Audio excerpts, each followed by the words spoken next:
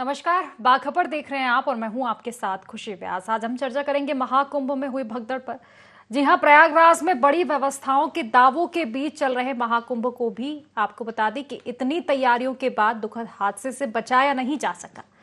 संगम तट पर मौनी अमावस्या के मौके पर श्रद्धालुओं में भगदड़ मच गई, जिसमें 30 से अधिक लोगों की मौत हो गई, जबकि इससे कहीं अधिक घायल होने के बाद जिंदगी और मौत के बीच जूझ रहे हैं। हादसे के बाद सरकार और विपक्ष भी पूरी तरह से आमने सामने आ चुके हैं। सरकार हादसे पर अपनी सफाई दे रही है, तो वहीं विपक्ष व्यवस्थाओं पर सवाल उठा रहा है। और आज हम भी सवालों पर ही चर्चा करेंगे कि अगर सरकार इस महाआयोजन का श्रेय ले रही थी तो हादसे पर सवाल क्यों ना पूछे जाए। हम चर्चा की शुरुआत करेंगे, लेकिन इससे पहले सुन लेते हैं कुछ प्रतिक्रियाएं। मौनी अमावस्या का मुख्य स्नान पर्व था 29 जनवरी 2025 को। इसमें ब्रह्म मुहूर्त से पूर्व प्रातः 1 बजे से 2 बजे के मध्य बेला क्षेत्र में अखाड़ा मार्ग पर भारी भीड़ का दबाव बना और इस भीड़ के दबाव के कारण दूसरी ओर के बैरिकेड्स टूट गए और भीड़ के लोग बैरिकेड्स बांधकर दूसरी तरफ ब्रह्म मुहूर्त के स्नान का इंतजार कर रहे श्रद्धालुओं को कुचलना शुरू कर दिया। यद्यपि प्रशासन ने तत्काल राहत और बचाव कार्य करते हुए ग्रीन कॉरिडोर बनाया और एम्बुलेंस के माध्यम से लगभग 90 घायलों को अस्पताल तक पहुंचाया, परंतु इसमें से दुर्भाग्यपूर्ण तरीके से 30 श्रद्धालुओं की दुखद मृत्यु हो गई है। अखाड़ा मार्ग पर जहां पे अखाड़ों के अमृत स्नान के दृश्य से बैरिकेड्स भी किए गए थे, तो बैरिकेड्स को फांद करके आने में कुछ श्रद्धालु गंभीर रूप से घायल हुए हैं। उन्हें तत्काल हॉस्पिटल में पहुंचा करके उपचार आदि की व्यवस्था उनके लिए की गई है। उनमें से कुछ श्रद्धालु गंभीर रूप से घायल हैं। प्रयागराज में हालात वर्तमान में नियंत्रण में है, लेकिन भीड़ का दबाव बहुत बना हुआ है। अखाड़ा परिषद से जुड़े हुए पदाधिकारियों के साथ मैंने स्वयं भी बातचीत की है। आचार्य महामंडलेश्वरों से भी, पूज्य संतों के साथ भी मेरी बातचीत हुई है। बड़ी ही विनम्रता के साथ इस बात को कहा है कि नहीं, श्रद्धालु जन पहले स्नान करेंगे और फिर जब उनका दबाव कुछ कम होगा और वे सकुशल वहां से निकल जाएंगे, तब हम लोग स्नान करने के लिए संगम की तरफ जाएंगे।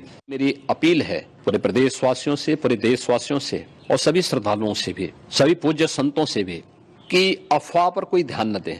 मैं महाकुंभ में जो दुखद हादसा हुआ है, उस हादसे में हमें कुछ पुण्यात्माओं को खोना पड़ा है, कई लोगों को चोटें भी आई हैं। मैं प्रभावित परिवारों के प्रति संवेदना व्यक्त करता हूं और घायलों के जल्द स्वस्थ होने की कामना करता हूं। मैं यूपी सरकार के साथ निरंतर संपर्क में हूं। मौनी अमावस्या की वजह से करोड़ों श्रद्धालु वहां पहुंचे हुए हैं। कुछ समय के लिए स्नान की प्रक्रिया में रुकावटें आई थी, लेकिन अब कई घंटों से सुचारू रूप से यात्री स्नान कर रहे हैं। घायलों की और जिनकी जान गई है उनकी संख्या का तो जानकारी नहीं है, लेकिन ये दुखद है और मैं उनके परिवारों के प्रति संवेदना प्रकट करता हूं। मैं ये भी कहना चाहता हूं कि सरकार को इंतजाम पे ज्यादा ध्यान देना चाहिए। आस्था को इवेंट बनाने से अक्सर परिणाम जो हैं वो खतरनाक हो जाते हैं। और कितने लोग घायल हैं, अस्पतालों की वीडियो आ रही है, बेड नहीं है, ऑक्सीजन नहीं है, जमीन पे लेटे हुए लोग। प्रशासन से इंतजाम इतने अच्छे होने चाहिए कि किसी की जान ना जाए। जो उत्तर प्रदेश की सरकार है, ये केवल अपनी मार्केटिंग और ब्रांडिंग में ही परेशान रही है। केवल वीआईपी कल्चर, वीआईपी कैसे आ रहे हैं, कैसे जा रहे हैं, हेलीकॉप्टर से आ रहे हैं, जहाज से आ रहे हैं। आपने देखा पूरा कैबिनेट जाके माँ गंगा के गोद में जाकर संगम स्थल पे जाके अटखेलियां खेल रहा था, वहां पर जल क्रीड़ा कर रहे थे। सोच सकते हैं आप, वहां धार्मिक भावना से आप गए हैं, वहां जाकर आप माथे लगाएंगे, जल को आचमन करेंगे, जल आचमन करके आशीर्वाद लेंगे। वहां पूरी तरीके से केवल और केवल ब्रांडिंग की जा रही। तो भगदड़, हादसा और सवाल, और इन्हीं सवालों को लेकर आज हम चर्चा की शुरुआत कर रहे हैं। हमारे खास मेहमान हमारे साथ जुड़ चुके हैं। सबसे पहले आपका परिचय करवा देती हूँ। हमारे साथ देवदत्त जी वरिष्ठ पत्रकार जुड़ चुके हैं और डॉक्टर सत्यप्रकाश शर्मा जी वरिष्ठ पत्रकार हमारे साथ जुड़ चुके हैं। आप दोनों ही मेहमानों का बहुत बहुत स्वागत है इस चर्चा में। और चर्चा की शुरुआत देवदत्त जी आप ही से करना चाहूंगी। देखिए, दावे तमाम तरह के किए जा रहे थे महाकुंभ को लेकर। इतना बजट में प्रावधान किया गया महाकुंभ को लेकर, और महाकुंभ इस बार का ऐसा होगा, तमाम व्यवस्थाएं। और ना सिर्फ महाकुंभ के पहले ये चर्चा की जा रही थी, रोजाना की तस्वीरें सामने आ रही थी, और जो सरकार के दावे थे कि स्नान हो रहे हैं, मौनी अमावस्या को लेकर तो जिस तरह से एक बात कही जा रही थी, पहले से अंदाजा लगा लिया था 10 करोड़ श्रद्धालु आएंगे, आस्था के संगम में डुबकी लगाएंगे। लेकिन अगर इस तरह के दावे के बीच तस्वीरें ये सामने आती है भगदड़ की, तो सवाल तो उठेंगे। देखिए, भीड़ के बारे में तो बहुत सारे साइकोलॉजिस्ट और वैज्ञानिक तरीके से भी सब कुछ, भीड़ तो अनियंत्रित होती है। भीड़ को कभी नियंत्रित कोई संगठन नहीं रहता। ये तो सब देश के विभिन्न हिस्सों से आए हुए आस्थावान लोग थे, और इनकी आस्था आप इससे समझ लीजिए कि इतनी कड़कड़ाती ठंड में वो गंगा जी के किनारे पॉलीथीन नीचे बिछा के कम्बल ओढ़ के लेटे हुए थे। एक आपने वीडियो भी देखा होगा कि कमिश्नर अपील कर रहे हैं कि आप लोग जब आ ही गए हो तो उठो, तो स्नान कर लीजिए। भगदड़ की उन्होंने शायद पहले ही आशंका जता दी थी। जी हाँ। हाँ। तो जब लाखों करोड़ों के लोग हों तो फिर इस तरह की घटनाएं तो हो जाती। प्रशासन की कहाँ चूक हुई, इसके लिए जांच कमेटी गठित हो गई है, लेकिन बड़ा मुश्किल होता है आस्थावान लोगों के इस तरह से नियंत्रित करना। और प्रशासन को थोड़ा और सख्ती करना था कि जो रात में अनाउंस हो रहा था वो शाम को ही उनको उठा देना था, या वहाँ लेटने देने की व्यवस्था ही नहीं करनी थी, या आप आओ और नहाओ और जाओ। तो वो कितना भी आप इंतजाम कर लो, लेकिन कहीं ना कहीं चूक हो ही जाती है। आखिर आप देख रहे हैं इतिहास में जितने भी कुंभ हुए हैं, अधिकांश में कभी ना कभी कोई ना कोई घटना हुई है, और ऐसी घटना ये फिर हो गई। बड़ी दुखद और त्रासद वाली घटना है। और अभी भी जब हम और आप चर्चा कर रहे हैं, करोड़ों लोग वहाँ डुबकी लगा रहे हैं, क्योंकि आज मौनी अमावस्या का जो त्योहार, या जो कहे उसका सबसे बड़ा महापर्व था ये श्रद्धालुओं के लिए। जिस तरह से सोशल मीडिया का युग है, प्रचार प्रसार हुआ, और 144 साल बाद ये महाकुंभ आया है, जिसको महाकुंभ, इसके कारण स्वाभाविक कि करोड़ों लोगों को पहुंचना ही था, और अभी ये रुकेगा नहीं सिलसिला। अब देखते जाइए, फिर पहुंच रहे हैं लोग, आसपास के लोगों से चर्चा करते हुए सुन रहे कि हमें जाना है, हमें जाना है। तो ये, लेकिन ये तो प्रशासन, सरकार को और भी मुस्तैद होना था कि जब इतना बड़ा आयोजन है तो इस तरह की घटनाएं ना हो। हर बार घटना होती है और हम लोग फिर उसको जांच कराते या कुछ भी उसके कारण ढूंढते रहते हैं। अब इसको तो फिर यही कहा जाएगा कि ऐसे इंतजाम हो कि एक चिड़िया भी ना मर सके। लेकिन यहाँ तो 30 लोगों की तो शायद अधिकृत जानकारी आ ही गई है, और भी कितने लोग घायल हैं, सीरियस हैं, अस्पतालों में, कुछ कहा नहीं जा सकता। लोगों को भी थोड़ा सा आत्मसंयम, धैर्य बना के रखना चाहिए कि इस तरह की क्यों जान हथेली पर रखकर कि आप देख रहे हैं कि रात में गंगा किनारे आप सो रहे हैं, लोग आएंगे ही स्नान करने के लिए, सोते हुए लोग। और वो लोग भी कैसे थे जो पुण्य कमाने आए और पाप कर रहे हैं कि लोग ऊपर से चल के निकल गए। आप यहाँ तो पाप धोने के लिए आए थे, एक पाप और चढ़ा लिया कि आपके पैरों तले कोई दब गया। मतलब किस तरह से, किस एंगल से हम कहाँ बात करें, आस्था से करें, प्रशासन से करें, आम आदमी की तरफ से करें, सब जगह ये दिखता है कि यदि ऐसा नहीं होता तो ऐसा नहीं हो पाता। अब जो हो गया है तो हो ही गया है, लेकिन आगे के लिए प्रशासन जरा ऐसा मुस्तैद हो जाए कि अब कोई ये घटना ना हो, क्योंकि बहुत ही भयावह और भीभत्स घटना ये हो चुकी है।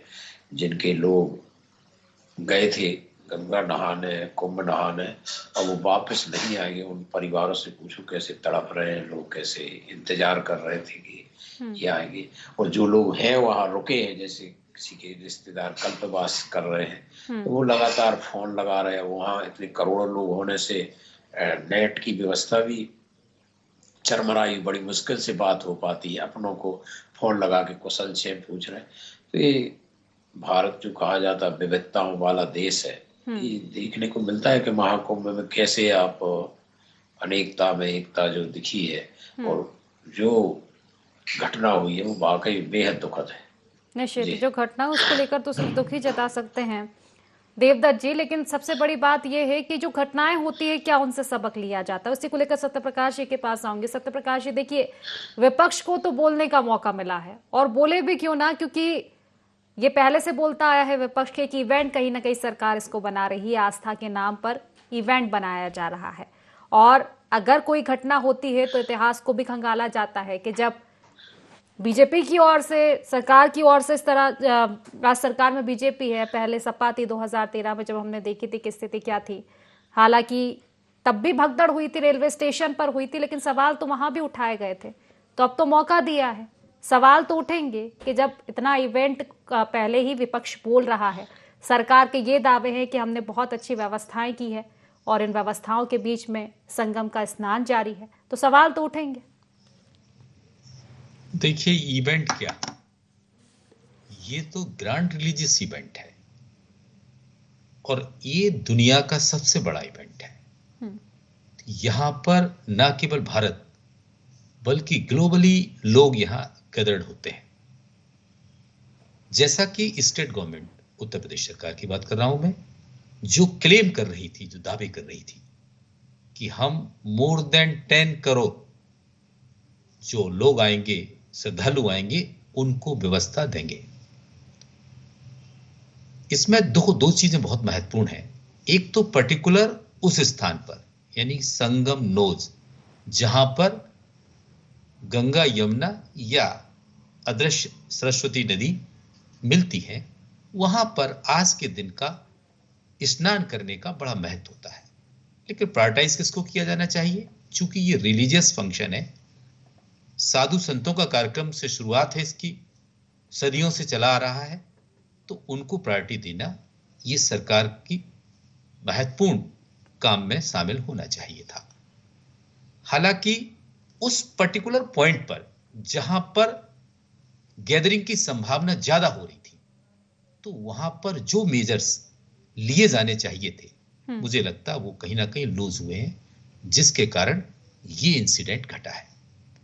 एक बात ठीक है, जैसा कि योगी आदित्यनाथ के जो प्रशासनिक क्षमता है उनकी, या उनके अरेंजमेंट्स के बारे में जो उनके क्लेम थे वो ठीक थे, लेकिन क्या वहां लोकल या जो मेला अथॉरिटी का जो वहां पर चाहे पुलिस अरेंजमेंट्स हो या प्रशासन की जो व्यवस्थाएं हो, उन पर उनकी कितनी नजर थी? ये एक बड़ा सवाल कहीं ना कहीं ये 30 लोगों की मौत या अराउंड 100 जो घायल हैं उनके होने से सवाल तो खड़ा करेगी। लेकिन जैसा कि दूसरे लोग कह रहे हैं कि ये सोची समझी साजिश थी, मुझे नहीं लगता। ओवर क्राउड जब होगा तो बट नेचुरल ऐसे इंसिडेंट्स होते ही हैं, और ये उन्हीं का एक हिस्सा है। देखिए, कुछ लोगों में भी जागरूकता कम है। ये जब जानते हैं कि जब ज्यादा लोग इकट्ठे जिस जगह पर हो रहे हैं, अगर हम वहां लगातार जाते रहेंगे, क्योंकि ये धार्मिक से जुड़ा हुआ मामला है, यहां आदमी मौत, जिंदगी, सुरक्षा, असुरक्षा, सब चीजों से परे हृदय में अपने धर्म को समाते हुए वहां पर जाता है, तो इन चीजों को भूल जाता है। जबकि ये हमें ना केवल हमारे परिवार, हमसे जुड़े हुए लोग और देश के लोगों के लिए बड़ी लॉस होती है, उसकी तरफ लोगों का ध्यान नहीं जाता है। ये कहीं ना कहीं एक धार्मिक आयोजन पर एक बड़ा सवालिया निशान भी खड़ा कर देते हैं। तो इसमें ना केवल हम प्रशासन को जिम्मेदार, बल्कि मैं तो ये मानता हूं कि जो यात्री या जो दर्शनार्थी वहां जा रहे हैं, उनकी भी एक जिम्मेदारी है कि हम व्यवस्था के साथ जुड़कर वहां सहयोग करें, तभी कहीं ना कहीं ऐसे धार्मिक आयोजन सफल हो। देखिए, इसकी शुरुआत कई पहले, आज के कई सदियों पहले की बात करें तो ये तो साधु संत ही इसकी व्यवस्थाएं करते थे, लोग आते थे। हालांकि उस समय इतनी पॉपुलेशन नहीं थी, तो इतनी गैदरिंग नहीं होती थी, साधन भी नहीं थे। आज साधन है, ना केवल आप सोच रहे हैं उस स्पॉट पर, बल्कि मेरा तो ये मानना है कि रास्ते में आने जाने वालों के साथ कितनी घटनाएं हो रही हैं, वो भी तो एक्सीडेंट है, वो भी कहीं ना कहीं उससे जुड़ी हुई है। और एक बात ये भी देखी जा सकती है, सोशल मीडिया का जो दौर है, कहीं ना कहीं यही एक मुख्यतः कारण बन चुका है प्रसार का। और जिस तरह से आपने कहा कि साजिश नहीं हो सकती, निश्चित ही ये साजिश नहीं हो सकती, क्योंकि आस्था के सैलाब में डुबकी लगाने के लिए श्रद्धालु जा रहे हैं। लेकिन एक बात ये भी देखी जा रही है कि क्या मैनेजमेंट से ज्यादा ध्यान क्राउड कलेक्ट करने पर किया गया था? ये निश्चित है कि जहां भीड़ होगी वहां भगदड़ के चांस बढ़ने हैं। और आज तो मौनी अमावस्या का पर्व था, ये पहले से था, क्योंकि आज अगर देखा जाए तो काफी महत्व होता है आज के स्नान का। और 10 करोड़ की जिस तरह से बात कही जा रही थी, जो फोकस 10 करोड़ पर किया गया था, इसके साथ क्या फोकस और भी करना चाहिए था कि अगर इतनी भीड़ आएगी तो जागरूकता जनता में भी की जाए?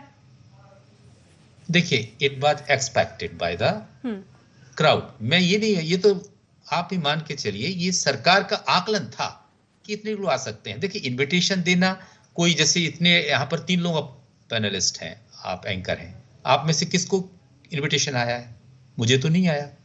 तो ये कहना तो सरकार पर आप नहीं, जो वीआईपीज को स्टेट हो, स्टेट के बाहर के हो, अब्रॉड हो, तो उनको बुलाना ये तो बनता है, इसमें कोई बुराई नहीं है कि ऐसा कहा जा रहा था। ये प्रशासन का अपना अंदाजा था कि अराउंड 10 करोड़ लोग वहां इकट्ठा होंगे, लेकिन उस 10 करोड़ के ऊपर या नीचे आपकी व्यवस्थाएं देखिए। जब भी कोई एस्टिमेशन होता है उसमें 10% हम, जैसे अपने यहाँ कोई फंक्शन होता है तो फंक्शन में हम ये मान के चलते हैं कि हमारी व्यवस्था, जैसे हमने 5000 लोगों को बुलाया है तो हम 10% और 500 लोग और एक्स्ट्रा मान के चलते हैं। क्या उस तरफ सरकार का दिमाग गया या नहीं गया? मैं ये मान सकता हूं कि ये कहीं ना कहीं तात्कालिक जो अरेंजमेंट्स हैं उसका फेल्यूर हो सकता है। प्लानिंग कहीं ना कहीं उस हिसाब से नहीं की गई जिस हिसाब से एक्सपेक्टेड वहां फुटफॉल था। तो ये मैं ये मान के चलता हूं कि ये कहीं ना कहीं लोकल प्रशासन की गलती है। इस पर सुप्रीम यानी कि स्टेट सीएम जैसा कि योगी आदित्यनाथ हैं और वो कहीं ना कहीं खुद संत हैं, तो उन्हें इस चीज पर भी ध्यान दिया। देखिए, आज हम अपने धर्म की बात करते हैं, यहाँ कहना पड़ेगा हमें, हमारा धर्म, हमारे धर्म के साधु कितने महान हैं कि उन्होंने आज ये निर्णय किए। जूना अखाड़ा सबसे बड़ा अखाड़ा माना जाता है, उसने 3 बजे स्नान किया, दोपहर में 3 बजे, जबकि उन्हें सुबह जाना था। यानी कि उन्होंने पब्लिक के लिए, सरकार के लिए अपना एक कितना महत्वपूर्ण क्षण दिया। तो ये है हिंदू धर्म की संस्कृति।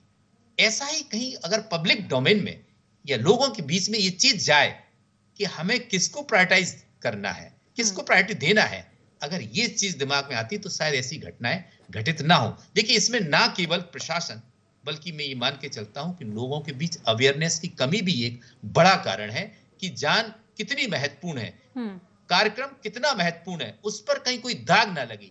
इसलिए हमें भी ये ध्यान रखना पड़ेगा कि ये कार्यक्रम सरकार वहां व्यवस्थाएं कर रही है, लेकिन कार्यक्रम तो बेसिकली सनातनियों का है, हिंदुओं का है। तो हम, हमारी अपनी भी ड्यूटी है। केवल सरकार पर इस चीज को ठीकरा फोड़ देना मुझे नहीं लगता कि बहुत बेहतर चीज होगी।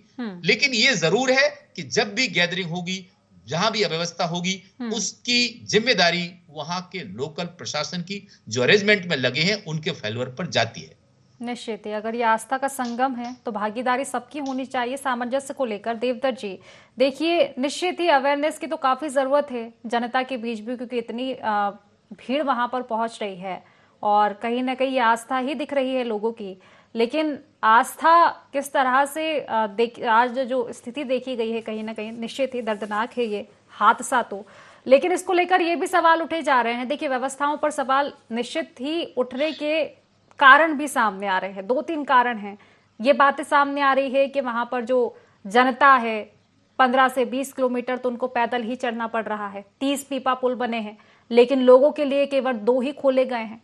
आज अगर स्थिति आउट ऑफ कंट्रोल थी, अगर देखा गया पहले से ही जनता की, ये बात कयास लगाए गए थे कितनी जनसंख्या शायद आज पहुंच सकती है, इतने लोग यहां पर पहुंच सकते हैं, और स्थिति सुबह, बल्कि मैं तो कहूंगी रात के 2 बजे भगदड़ शुरू हुई थी, तो 2 बजे भी स्थिति यही थी कि काफी संख्या में लोग पहुंच चुके थे, आउट ऑफ कंट्रोल थी स्थिति, तो फिर आर्मी को क्यों नहीं बुलाया गया? तो ये कारण बन जाते हैं उन व्यवस्थाओं को लेकर सवाल उठाने के लिए, मजबूर कर देते हैं कहीं ना कहीं, और विपक्ष को तो देखिए मौका मिला है। बिल्कुल, वो तो होता ही है। यदि आप किसी चीज का यश लेते हैं तो अपयश भी आपके ही खाते में आएगा। सरकार के खाते में यश ये है कितना बड़ा आयोजन, इतनी व्यवस्थाएं की है, तो ये अपयश भी सरकार के खाते में आएगा। आप किसी भी क्षेत्र में व्यक्तिगत रूप से भी यदि आप यश लेते हैं किसी मुद्दे पे, तो यदि कुछ खामियां होती तो उसका अपयश भी आपको ही लगेगा। इसमें कहीं दो मत नहीं है, क्योंकि मैंने पहले ही आपसे अनुरोध किया है, बात की कि किस एंगल से अपन बात करें। लोगों को भी तो इतनी समझ होनी थी कि वहां नहीं लेटना चाहिए, जहां लाखों लोगों को, करोड़ों लोगों को आना है, वहां आप लेटोगे तो कैसे होगा, कैसे जिंदगी, इतनी जिंदगी को इतना क्यों वो कर रहे हैं। और जिन लोगों ने वहां से निकले उनको भी सोचना था कि यहाँ लोग लेटे हैं, उनकी लाश पर पैर रख के और यदि संगम स्नान कर रहे तो क्या उससे पुण्य मिलेगा क्या। ये बहुत ही सरकार को रोक देना था, मुझे लगता है पहले ही, जब इतनी भीड़ पहले हो गई थी, वहां नहीं जाने देना था। ये अपन सरकार का पहलू, या मिलिट्री लगा देती, ये भी एक सरकार कर सकती थी। लेकिन है वही कि कई बार तो फिर जो बात अभी हम कहेंगे तो शायद वो ऐसी लगेगी कि अरे क्या होनी, जो अपने यहाँ कहते हैं ना, वो होनी जो होनी होती होती फिर ऐसे ही होता है कि वो होके ही रहती है। और ये बड़ी घटना हो गई, बड़ी दुखद घटना हो गई। अब हम किसी को भी दोष देते रहे, किसी को भी कुछ कहते रहे, उन परिवारों को कुछ नहीं मिलने वाला, उनको उनके परिजन कभी नहीं मिलेंगे जो बिछड़ गए इस महाकुंभ में। तो सरकार को ये तय कर लेना चाहिए कि आगे ना हो वैसा, या पिछले कुंभों से सबक लेके ये करना था। वहां जो व्यवस्थाएं थी, वो लेटने की तो व्यवस्था नहीं देनी थी कि आप किनारे लेट जाओ फिर रात में लोग आए। वो मुझे लगता है कि एक चूक प्रशासन से जरूर हो गई। उनको पहले ही जो रात में उठा रहे थे कमिश्नर, वो दिन में शाम से ही उनको कह देना कि नहीं, यहाँ बिस्तर मत लगाइए, यहाँ आप बैठिए या खड़े रहिए, क्योंकि आएंगे लोग तो सैलाब आता है। वो तो भीड़, तो मैंने सबसे पहले ही शुरुआत की थी कि भीड़ अनियंत्रित होती है, उसको नियंत्रित करना बड़ा बेकाबू था। और भीड़ में अफवाहें बहुत कई बार दुर्घटनाएं कर देती है। तो कुछ तो हुआ होगा ऐसा कि जिसमें लोगों ने एकदम से भगदड़ मची, ना किसी को देखा कि हम जहाँ चल रहे हैं वहां किसी के प्राण पखेरु उड़ रहे हैं, ऐसा कुछ भी नहीं सोचा। और मुझे लगता है कि अब तो यही एक उपाय है कि आगे अभी बसंत पंचमी का पर्व है और 12 फरवरी को उसका माघ पूर्णिमा का पर्व है। अभी भी बहुत लोग जाने की तैयारी में, इतने लोग वहां हैं। और व्यवस्थाएं जरा इस घटना से सबक लेकर चुस्त दुरुस्त करें कि जिससे आगे कोई ऐसी अनहोनी ना हो, और कुंभ जैसा महापर्व जो हर 12 साल में आता है लोगों के लिए यादगार बन जाए। ऐसा न बन जाए कि उनके लिए जब भी कुंभ आए तो उनको अपने बिछड़े हुए परिजन याद आए कि पिछले कुंभ में हमारे साथ ऐसा हो गया था। बड़ी उम्मीदों और अरमानों से लोग जाते हैं, तो व्यवस्थाएं देने के लिए जो सरकार है उसको व्यवस्था और सुरक्षा देना चाहिए। और प्रयास हो रहे हैं, लेकिन इतनी भीड़ की कल्पना शायद किसी न की होगी, और लोग इस तरह से अपनी जान हथेली पे रखकर लेट जाएंगे, ये भी किसी ने नहीं सोचा होगा। लेकिन अब सब संभावनाओं को ध्यान में रखते हुए ही सरकार को प्रयास करना चाहिए। जी निश्चित देवदत्त जी, सबसे बड़ा सवाल यही है कि क्या अब सबक सीख लिया जाएगा और विशेष फोकस उन चीजों पर होगा कि आखिर व्यवस्थाएं कहाँ डगमगाती है, चाहे पिछले कुंभों की हम बात कर ले, इस कुंभ की बात कर ले, ताकि आने वाले जो और भी स्नान है उनमें इस तरह की स्थिति ना देखी जाए। सत्य प्रकाश जी, देखिए अवेयरनेस को लेकर बात हो रही है, निश्चित ही अगर जिम्मेदारी बनती है, सरकार की बनती है, प्रशासनिक अधिकारी की बनती है, उतनी ही आम जनता की भी बनती है। लेकिन जनता अवेयर कैसे होगी, ये भी कहीं ना कहीं मुझे लगता है कि अगर देखा जाए इतनी बड़ी घटना हो गई है आज, और आज मुझे लगता है हम तीनों यहाँ पर बैठे हुए हैं, हमारे आसपास के लोगों से हमने सुन लिया होगा कि हम भी जाएंगे महाकुंभ में। इस घटना से मुझे नहीं लगता कि लोगों को ज्यादा फर्क पड़ना है, क्योंकि घटना से ज्यादा शायद आस्था उनके लिए काफी बड़ी होगी महाकुंभ में स्नान के लिए, महाकुंभ के इस पर्व में शामिल होने के लिए।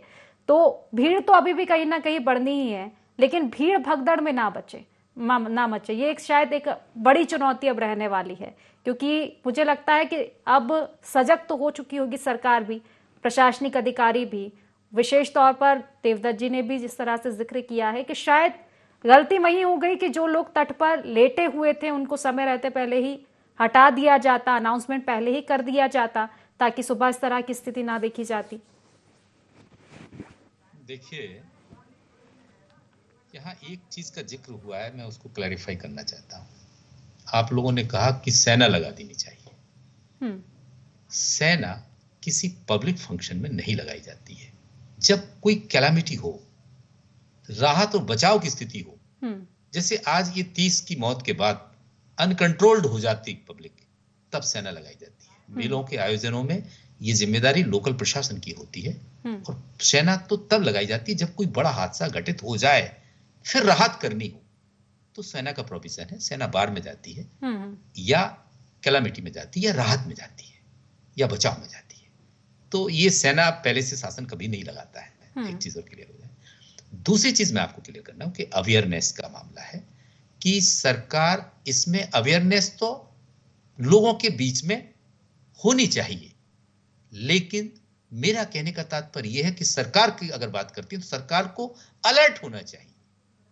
अवेयरनेस अलग चीज है, अलर्टनेस अलग चीज है। तो अलर्ट होना चाहिए था कि ऐसे बड़े आयोजनों में कई प्रकार के एंगल पर काम किया जाता है कि हम किस एंगल पर मेजर ले सकते हैं कि यहां ये घटना भी घटित हो सकती है, ये भी हो सकता है, ये भी हो सकता है, तो हम कैसे कंट्रोल करेंगे। तभी तो कहीं ना कहीं बड़े बड़े ब्यूरोक्रेट्स, बड़े एक बेहतर बात आप कह रहे हैं कि प्लानर्स, अवेयरनेस जनता में होनी चाहिए, लेकिन अवेयरनेस कैसे होगी मुझे लगता है ये भी एक बड़ा सवाल हो जाएगा, क्योंकि तमाम पहलुओं पर अगर जांच की जाएगी और वो कमी खोजी जाएगी जहां पर कहाँ कमी रही है अलर्ट रहने की, प्रशासनिक अमले की या सरकार की, तो मुझे लगता है वो बात फिर भीड़ पर ही आ जाएगी, क्योंकि जनता तो अभी भी नहीं रुकेगी, पहुंचेगी। हालांकि अब देखने वाली बात होगी कि इस हादसे से क्या सबक ले पाते हैं और आगे क्या कुछ व्यवस्थाएं बन पाती है, जनता कितनी जागरूक हो पाती है। फिलहाल क्योंकि समय की कमी इसलिए चर्चा को समाप्त करना पड़ेगा। आप दोनों मेहमानों का बहुत बहुत शुक्रिया इस चर्चा में जुड़ने के लिए। तो देखिए, हादसा और सवाल